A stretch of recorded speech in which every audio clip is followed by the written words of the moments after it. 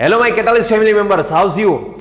कल जो आपने सीमेंस स्मिथ कार्बाइन में कितनी कमेंट दी, इतनी बढ़िया ज्यादा कमेंट दी है। मैं एक एक के आंसर मैंने चेक किया यार, इतना बढ़िया आंसर दे रहे हो आप पे यार मान हो जाता है। ऐसे ही हमें ऑर्गेनिक पढ़नी है, ऑर्गेनिक ऐसे ही पढ़ी जाती है। यदि आप ये ऐसे कमेंट दे रहे हो, मुझे तो ये ऑफलाइन और ऑनलाइन एक ही लग रहा है, क्योंकि उसमें ऑफलाइन में तो मैं क्वेश्चन पूछ रहा हूं तो आप आंसर दे दो, इसमें तो कितने सारे स्टूडेंट्स ने आंसर दिए हैं, ऑफलाइन से भी ज्यादा हो गए हैं। ऐसे ऑर्गेनिक पढ़नी है हमें, ऑर्गेनिक ऐसे ही आपको आएगा। पहले जीओसी पढ़ लिया हमने, उसके बाद जो हम पढ़ेंगे ये स्टीरियोकेमिस्ट्री, अब ये इंटरमीडिएट के बाद स्टीरियोकेमिस्ट्री भी स्टार्ट करेंगे। जीओसी पूरा का पूरा आपको ये यूट्यूब में मिल जाएगा, मगर अब जो स्टीरियोकेमिस्ट्री के लेक्चर आएंगे वो सारे एप्लीकेशन में आएंगे। वो थोड़ी आपको धीरज रखनी पड़ेगी, कब कब क्या होता है। आज मैं आपको बता दूं, ये पूरा दोनों जो आज का पूरा लेक्चर है ना, ये कार्बाइन कंप्लीट कर दिया था, मगर ये दोनों लेक्चर डिलीट हो गए। फिर से मैं कर रहा हूं। कभी कभी ऐसा होता है यार, मेहनत पड़ती है, थोड़ी सी गलती से मेहनत पड़ती है। वो एप्लीकेशन में भी वैसा हो गया, तो वो जो लास्ट डेट थी वो उसका मंथ बदल दिया था उसने, इसलिए वो एप्लीकेशन में भी ऐसा था। मगर आपको थोड़ी धीरज रखनी पड़ेगी। आज का हमारा टॉपिक है सीमेंस स्मिथ कार्बाइन में जैसे आपने पढ़ा था वैसे ही पढ़नी है हमें, पूरी को पूरी ऑर्गेनिक ऐसे ही पढ़नी है हमें। सीमेंस स्मिथ कार्बाइन जितना इंपॉर्टेंट है, उसके बाद सेकंड नंबर पे आता है इंसर्शन इन हेटेरोसाइक्लिक रिंग। हम कार्बाइन की केमिकल प्रॉपर्टीज पढ़ रहे हैं, वो तो आपको पता है ना। इंसर्शन इन हेटेरोसाइक्लिक रिंग हम पढ़ेंगे, ये बहुत बार आया है। सीमेंस स्मिथ कार्बाइन के बाद सेकंड नंबर पे ये वाला टॉपिक है, बहुत बढ़िया इंपॉर्टेंट टॉपिक है। इसको संभवामी युगे युगे कर दीजिएगा, संभवामी युगे युगे। क्यों ऐसा कर रहा हूं मैं भाई, ये थोड़ा ज्यादा इंपॉर्टेंट टॉपिक है, क्योंकि कई बार नेट में 4 मार्क्स में भी आ गया है। सीमेंस स्मिथ कार्बाइन जितनी बार पूछा गया उतनी बार तो नहीं पूछा गया, मगर उससे 1-2 बार ही कम है ये। सो यहाँ पे आपको इंसर्शन इन हेटेरोसाइक्लिक रिंग में पहली हम जो हेटेरोसाइक्लिक रिंग लेंगे वो है ये पाइरोल वाली रिंग। ये पाइरोल वाली रिंग हम लेंगे।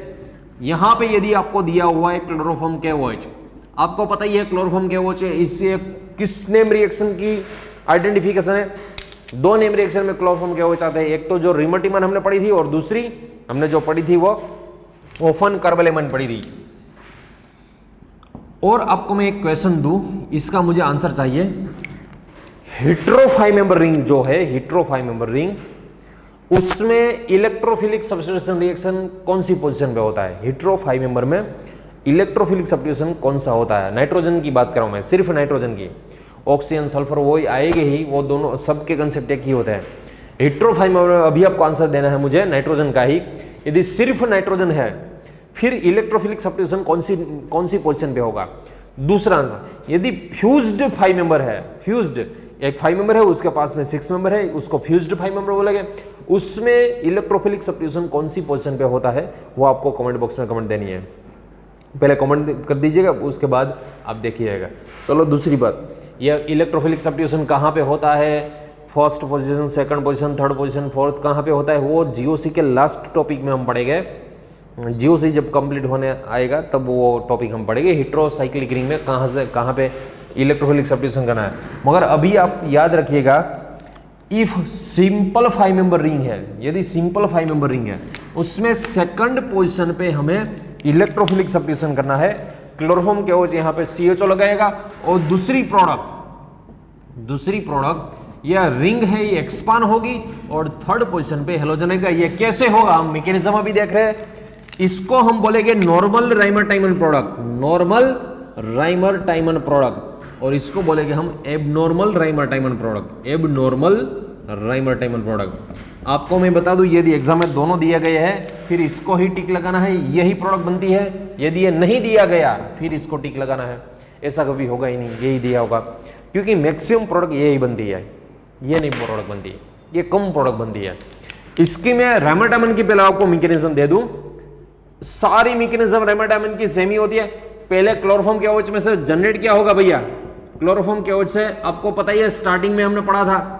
यदि आपको ये लेक्चर आपने नहीं देखी है कार्बाइन की प्रिपरेशन, फिर यहाँ पे वो कार्ड होगा, वो कार्ड में वो जो गोल बटन दिख रहा है ना आपको, कार्ड में आप क्लिक कीजिएगा, आपको पूरी जीओसी की प्लेलिस्ट मिल जाएगी। उसमें कार्बिन की प्रिपरेशन में कार्बिन पार्ट 1 वो हम पढ़ने वाले हैं, उसमें कार्बिन पार्ट 1 पढ़ने वाले हैं हमें। चलो यहाँ पे देख लीजिएगा, कार्बिन पार्ट 1 पढ़ने वाले नहीं, कार्बिन पार्ट 1 तो पढ़ लिया हमने, उसमें पढ़ाया गया है ये कार्बिन की प्रिपरेशन कैसी होती है।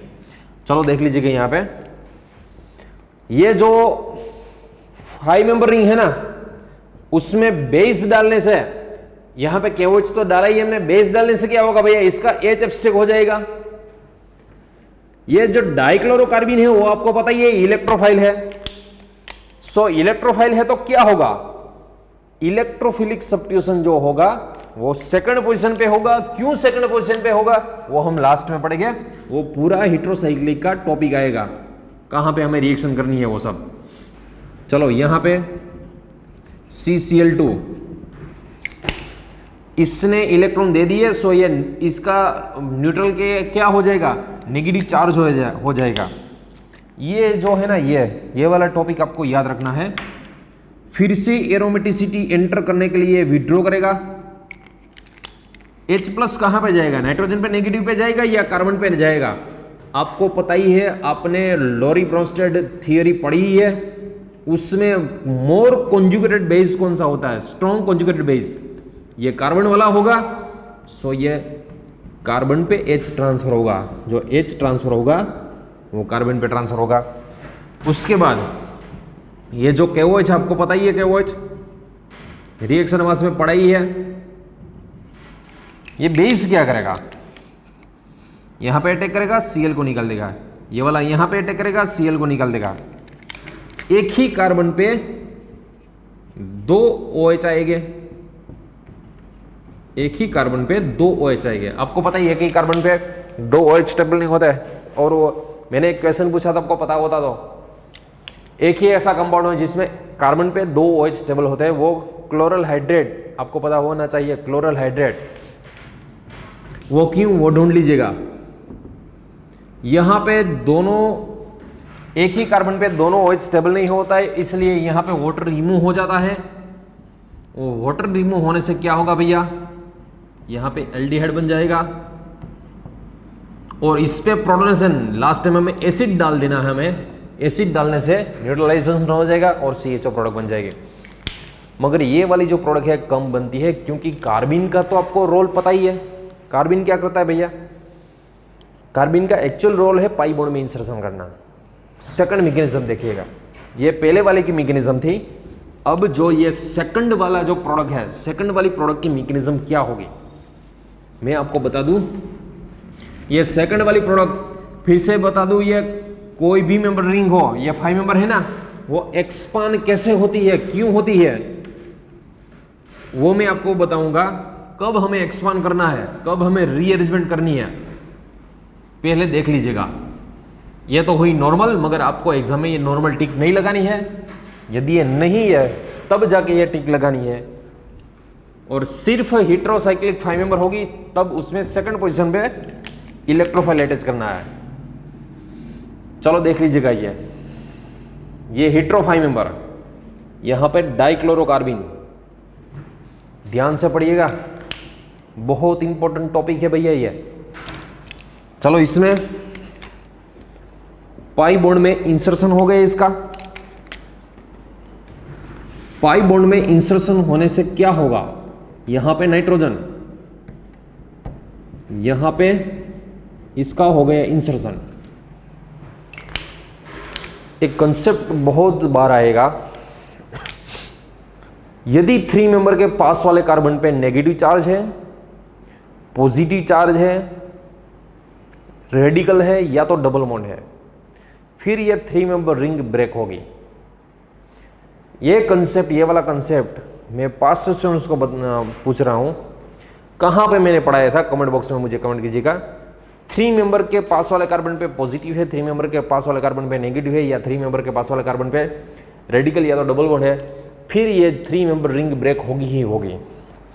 ये वाला कंसेप्ट मैंने आपको कहां पे पढ़ाया था, देखता हूं किस किस को याद है ये। चलो, ऐसी कौन सी नेम रिएक्शन है उसमें मैं पढ़ाया था, नेम रिएक्शन में पढ़ाया था वो मैं बता दूं आपको। चलो देख लीजिएगा, ये 3 मेंबर के पास में नेगेटिव चार्ज है, ये यहां पे आएगा, ये बॉन्ड यहां पे आएगा, कोई एक हेलोजन को निकाल देगा और कोई एक हेलोजन को निकाल के क्या करेगा देख लीजिएगा, ये रिंग एक्सपांड हो जाएगी। पहले देख लीजिएगा ऐसा था,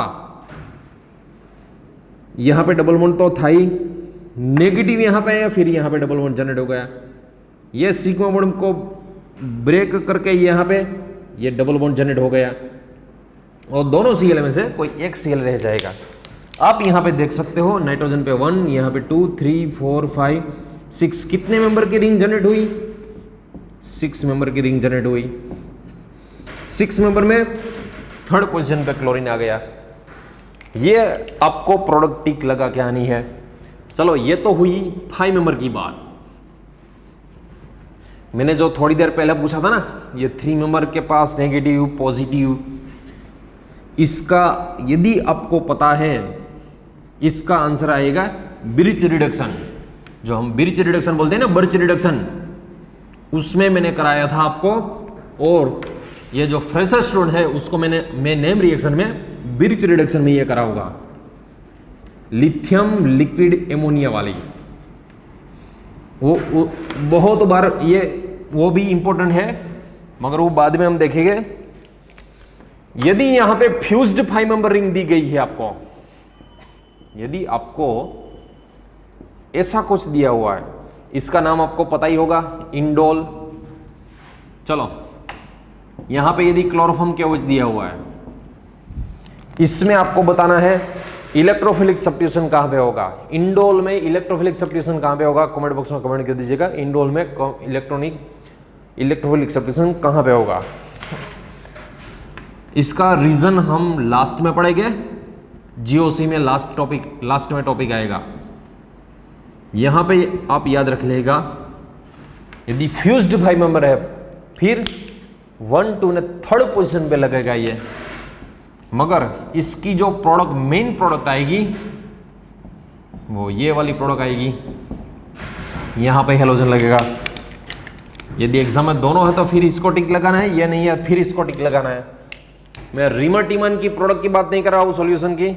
सॉल्यूशन पहले वाले का सॉल्यूशन हम करते हैं। ये इंडोल है ना, इंडोल केवच डाला, फिर क्या होगा, बेस एच एब्स्ट्रैक्ट लेगा। यहां पे क्लोरोफॉर्म केवच से क्या जनरेट होगा, डाइक्लोरोकार्बिन। डाइक्लोरोकार्बिन का रोल क्या होता है, पाई बॉन्ड में इंसर्शन का रोल होता है इसका। यहां पे देख लीजिएगा, ये पाई बॉन्ड में इंसर्शन कर गया, ये पाई बॉन्ड में चलो इंसर्शन कर गया, फिर से 3 मेंबर के पास नेगेटिव हो, पॉजिटिव हो, रेडिकल हो, डबल बॉन्ड हो, इसको ब्रेक करेगा ही करेगा, क्योंकि 3 मेंबर में स्ट्रेन होती है। चलो ये 3 मेंबर क्या होगी भैया, एक्सपांड होगी। 3 मेंबर और 5 मेंबर दोनों पहले देख लीजिएगा, ये नेगेटिव चार्ज यहां पे आएगा, फिर यहां पे डबल बॉन्ड बनेगा, ये सिग्मा बॉन्ड ये ब्रेक होगा, ये वाला डबल बॉन्ड ये ब्रेक होगा, यहां पे आ जाएगा डबल बॉन्ड और यहां पे Cl। आप देख सकते हो ये वाली प्रोडक्ट बन गई। हम इसको 3 क्लोरो क्विनोलिन बोलेंगे, 3 क्लोरो क्विनोलिन बोलेंगे इसको। ये 1 number, 2 number, 3rd, 4th, 5th, 6th, 1 number पे नंबर यहां पे 5th और 6th ऐसा नहीं दिया जाता है। ये तो सिर्फ मैं आपको नंबर्स ऑफ कार्बन एटम वाली, नंबर्स ऑफ एटम वाली रिंग बता रहा हूं। यहां पे 4 आ गया, फिर 5th यहां पे आता है, 6, 7, 8, 9, 10 ऐसे आता है नंबरिंग। वो नंबरिंग हिटरो में पढ़ेंगे हम जीओसी में। चलो ये हुई इसकी बात। यदि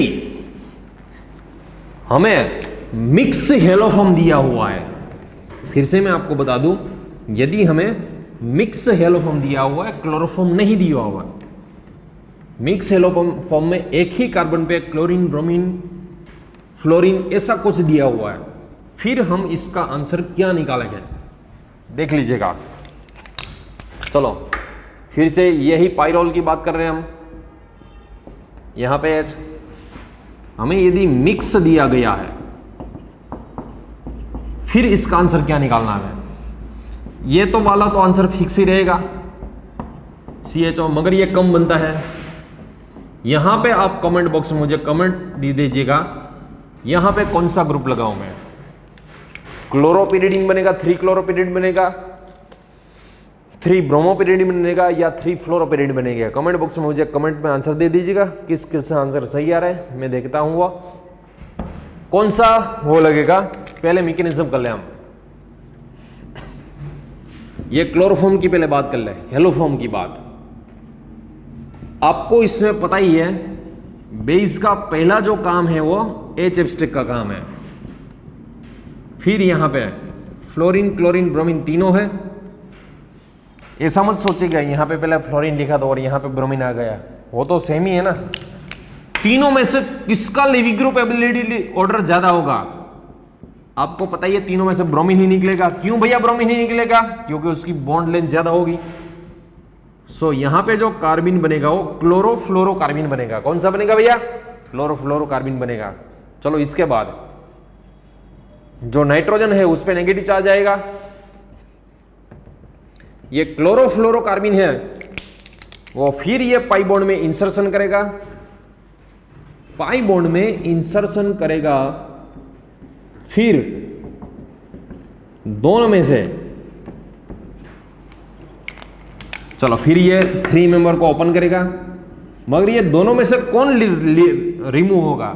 फिर वही बात लिविंग ग्रुप एबिलिटी की, पहले आयोडीन, आयोडीन नहीं है, फिर ब्रोमीन, ब्रोमीन नहीं है, फिर क्लोरीन, क्लोरीन नहीं है, फिर फ्लोरीन।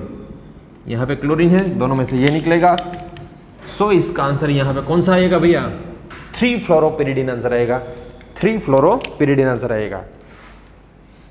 दूसरी बात, यदि हमें, चलो ये वाला आंसर बहुत ही इंपॉर्टेंट रहेगा, यदि हमें सब्स्टिट्यूटेड पिरिडीन नहीं बनानी है, सब्स्टिट्यूटेड पिरिडीन नहीं बनानी है, ध्यान से सुनिएगा,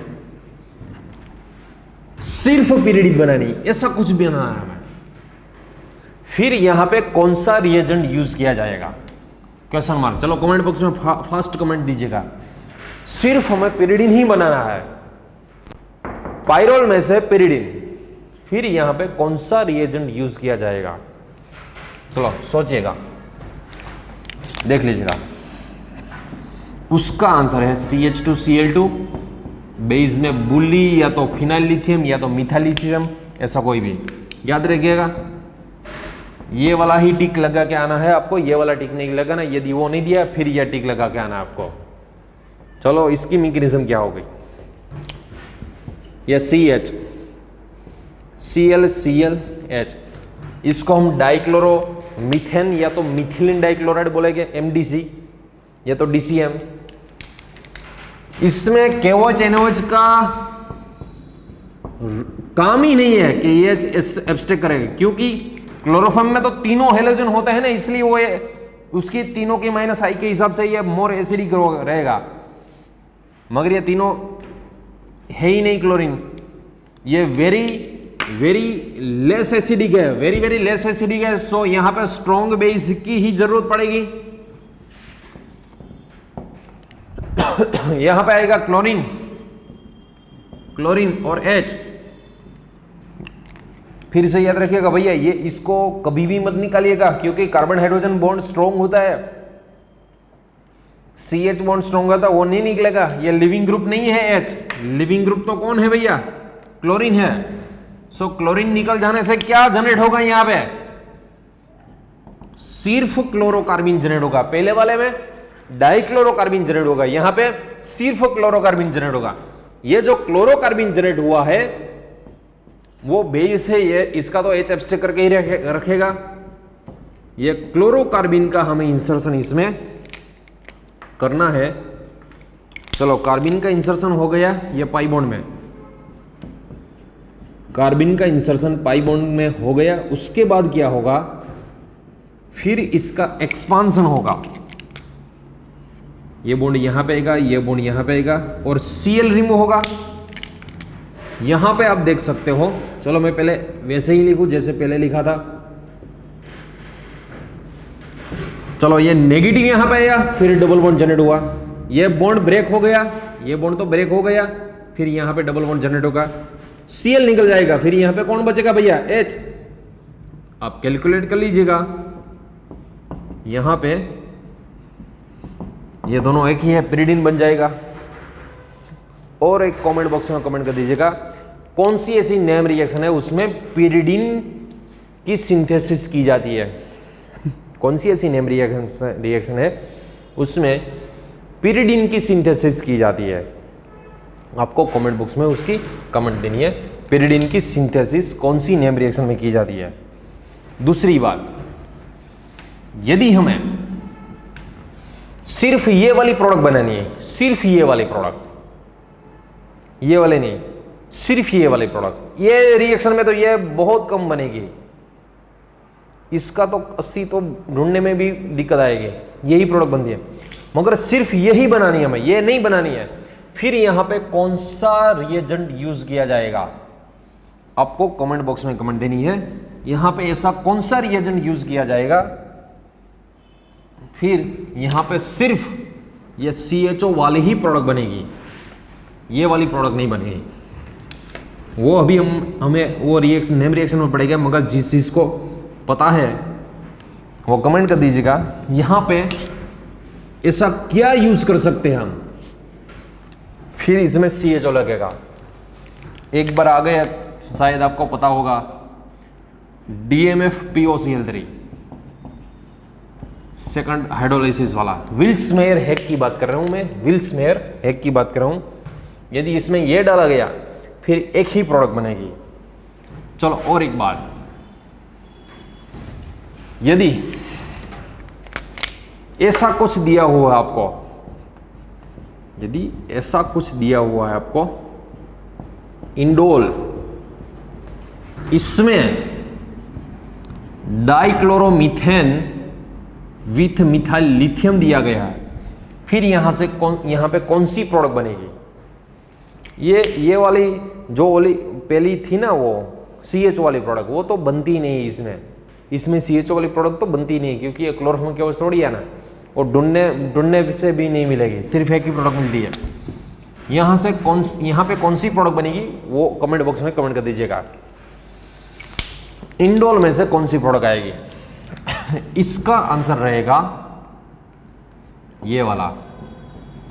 कमेंट बॉक्स में चेक कर लीजिएगा इसका आंसर सही दिया है नहीं दिया। इसको हम बोलेंगे क्विनोलिन। दूसरी बात, ऐसी कौन सी नेम रिएक्शन है उसमें क्विनोलिन सिंथेसिस की जाती है? हिट्रो तो आपने पढ़ ही लिया, हिट्रोकेमिस्ट्री में क्विनोलिन सिंथेसिस किसने की थी आपने? दूसरा क्वेश्चन, आइसोक्विनोलिन भी होगा, आइसोक्विनोलिन का सिंथेसिस भी आपने किस नेम रिएक्शन में किया था वो उसका कमेंट बॉक्स में कमेंट कर दीजिएगा।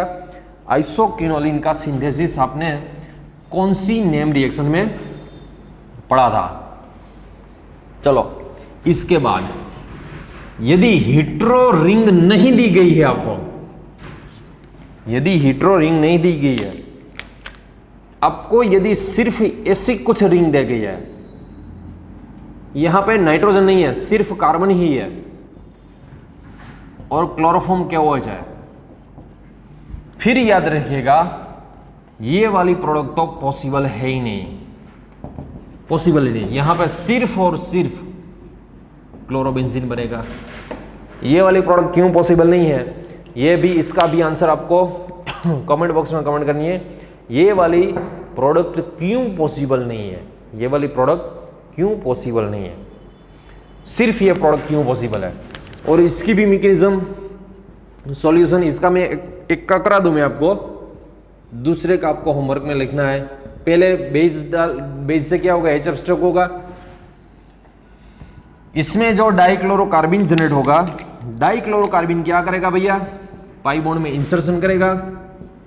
पाई बॉन्ड में इंसर्शन करने से यहां पे Cl ये होगा, ये इसको एक्सपांड कर देगा और इसकी प्रोडक्ट आएगी क्लोरोबेंजीन। इसको 3 क्लोरोबेंजीन मत बोलिएगा, ये सिर्फ क्लोरोबेंजीन है। यदि यहां पे नाइट्रोजन पिरिडिन है फिर 3 क्लोरो बोलते हैं, ये तो सिर्फ क्लोरोबेंजीन है। यदि आपको ऐसा कुछ दिया होगा, चलो इसका नेम भी आपको लिखना है, इसको हम क्या बोलते हैं, और यहाँ पे क्लोरोफॉर्म KOH दी गई है, फिर इसका मुझे नेम चाहिए, यहाँ पे कौन सी प्रोडक्ट बनेगी, उसका IUPAC क्या होगा, उसका आंसर मुझे दे दीजिएगा। फिर से मैं बता दूं, ये वाला टॉपिक है ना भैया, ध्यान से सुनिएगा, वाला टॉपिक बहुत बार एग्जाम में पूछा गया है। आपको इसका ध्यान क्या रखना है, क्लोरोफॉर्म KOH दिया हुआ है, फिर वहां पे क्लोरो प्रोडक्ट आएगी, मगर डाइक्लोरोमीथेन यदि दिया गया है, फिर उसमें याद रखिएगा ये प्रोडक्ट नहीं आएगी, ये वो क्लोरीन वाली प्रोडक्ट नहीं आएगी, वो हाइड्रोजन वाली प्रोडक्ट आएगी। ये कार्बिन का सेकंड लास्ट लेक्चर था, इसके बाद कार्बिन का आप लास्ट लेक्चर पढ़ोगे। उसमें भी ये थर्ड नंबर इंपॉर्टेंट जो है, सबसे ज्यादा इंपॉर्टेंट है वो सीमेंस स्मिथ कार्बिन है। उसके बाद ये हेट्रोसाइक्लिक रिंग वाली जो insertion of कार्बिन in heterocyclic ring वो है। ध्यान से ये टॉपिक पढ़िएगा। यदि ये टॉपिक में कुछ समझ में नहीं आएगा, फिर ये कमेंट बॉक्स में पूछ सकते हो, या तो व्हाट्सएप में मुझे पूछ सकते हो, इसमें यदि आप किसी को दिक्कत है तो। इसके बाद में सारे ये इंटरमीडिएट आप पढ़ के रखोगे भैया, मैं सारे इंटरमीडिएट की एक साथ टेस्ट लूँगा, और उसमें यदि आपको कोई क्वेश्चन दिक्कत है उसके डाउट सॉल्यूशन हम लेक्चर में ही करेंगे। पूरा का पूरा कार्बोकटाइन से लेके यहाँ तक का ये अभी ये कार्बिन हम खत्म करेंगे, उसके बाद नाइट्रोजन, उसके बाद इनेमाइन पढ़ेंगे। सारे के सारे इंटरमीडिएट के आपको क्वेश्चन दिए जाएंगे, नेट और गेट और सेट में जो भी क्वेश्चन पूछा गया वो सारे क्वेश्चन हम पढ़ेंगे।